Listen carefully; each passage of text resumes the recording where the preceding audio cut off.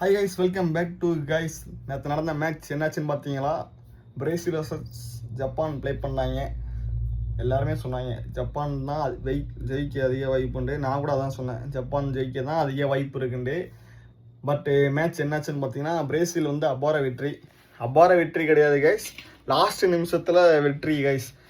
எப்படின்னு பார்த்தீங்கன்னா, ஜப்பான் செம்மையாக ப்ளே பண்ணாங்க. அவங்களுக்கு வந்து ரொம்ப பாராட்ட வேண்டிய விஷயம் என்னென்னா, கோல் கீப்பர் தான். ஜப்பானோட கோல் கீப்பர் பாஞ்சிருந்து நிறையா பாலை தடுத்துட்டான். சுசுக்கி, அவன் பேரே சுசுக்கி. செம்மையாக விளாண்டாங்க, ஜப்பான் டீமே செம்மையாக விளாண்டாங்க, செம்ம ப்ளே.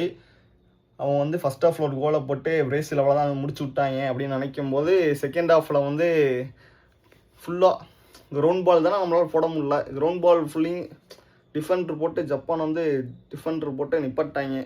நம்மளால் பாலை உள்ளே கொண்டு போகிறாங்க, சூட் அடிக்கவே முடியல கைஸ். ஃபுல்லாக டிஃபெண்டிங்கு, கீப்பர் வேறு பாஞ்சு தடுக்கலாம், அந்த மாதிரி போயிட்டு இருந்துச்சு. அப்புறம் பார்த்தீங்கன்னா ஃபுல்லாக ஏர் பாலாக போட்டு கிராஸாக போட்டு கேசிமிரோ ஒரு கோலை போட்டு அவ்வளோதான் செலிப்ரேஷனை போட்டாப்புல.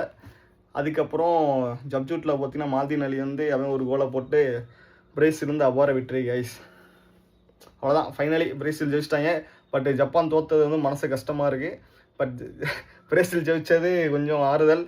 ஆனால் தலைவன் நெய்மரை வந்து இறக்கி விட்டாங்கன்னா இன்னும் வேறு மாதிரி கடைசி வரைக்கும் போயிருக்கும்.